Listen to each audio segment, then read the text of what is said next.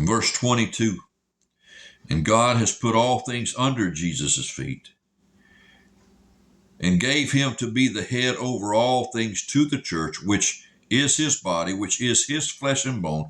One of the things that the Lord taught me to say, and maybe you want to write this down and let it become something you say, and it helps you to more find your identification with Christ. The Bible said, he that is joined unto the Lord is one spirit with him, and we're one body made up of many members. Christ is the head of the body. You and I are the rest of his flesh and bone, which is his body, the fullness of him that fills all in all, or every member.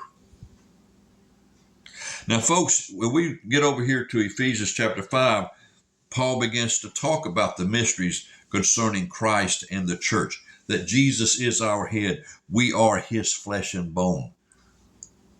We need to become that positioned in Christ, engrafted into Christ's life, mindful. This was God's doings, not our doings. God wanted us one with his Son forever. So he put us all in the same body, inseparable from Christ our head. And Jesus loves us as he loves his own flesh, nourishes and cherishes us. Because why?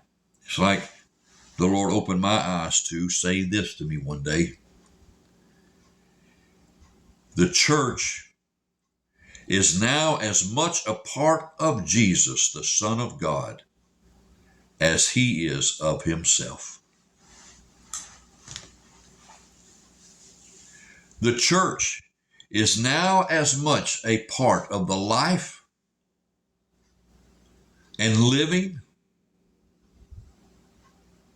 of Jesus Christ, the Son of God, as he is of himself. And God connected us all together in the body of Christ, so that would be our everlasting position, placement, and reality. One with Jesus in all things. I mean, why are we heirs of God and joint heirs with Christ? Because we're his flesh and bone. Because he's our head, and we are the rest of the body. He's our head, we are his flesh and bone. I mean, there's nothing Jesus is going to ever have in glory that the church is not going to partake of to some degree. Now, he will always have the preeminence, the number one, best, top of everything else, but everything he's got trickles down to even to the members of his feet and his toes. I mean, even in heaven, there's going to be places where some are going to be called greater, in the kingdom than others, but everybody's a part of the same body, the body of Christ. One day, it just came to me about how angels honor Christians in heaven. Some Christians are walking through a beautiful park, and some angels see them coming, and they say, hey, the flesh and bone of Christ's body, members of his flesh and bone, are fixing to be by here. Let us honor them.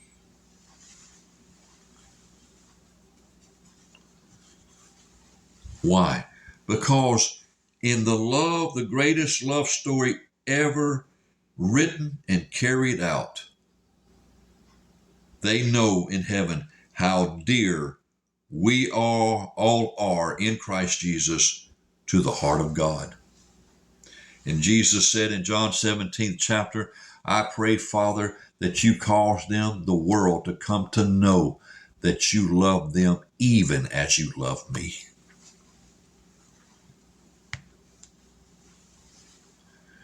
If you don't see the love glory, you miss the heart of the gospel.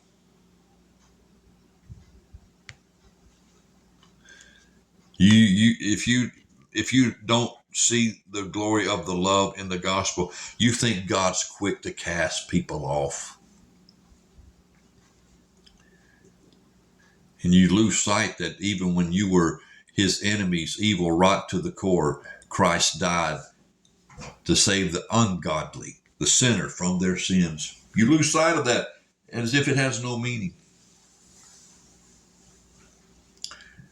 But then you say, well, he died for the ungodly. He died for his enemies.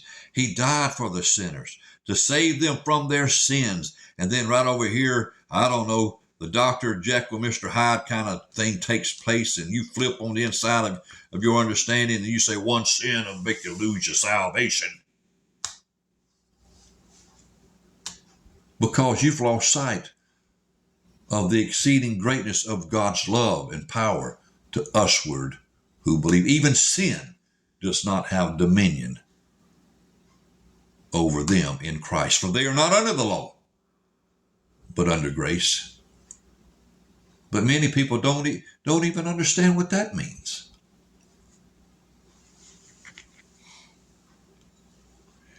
Jesus used the words everlasting for a reason. But people preach as if he said, well, temporary. He that believeth on me hath everlasting life. He that believeth on me hath temporary life. He didn't say temporary. You said that. He that heareth my words and believes the Father sent me has everlasting life, and shall not come into condemnation. That means judgment unto hell. Now you come into the Father treating you as his own child, and he's, wears your fanny out because you disobeyed. I've been through it. Many of you have been through it. But the Bible says he chastises us like a father does a son. And by that, we don't fall into the condemnation of the rest of the world. Many of you keep preaching that the believer falls into the condemnation of the rest of the world, even, under the whip of God. No, they don't.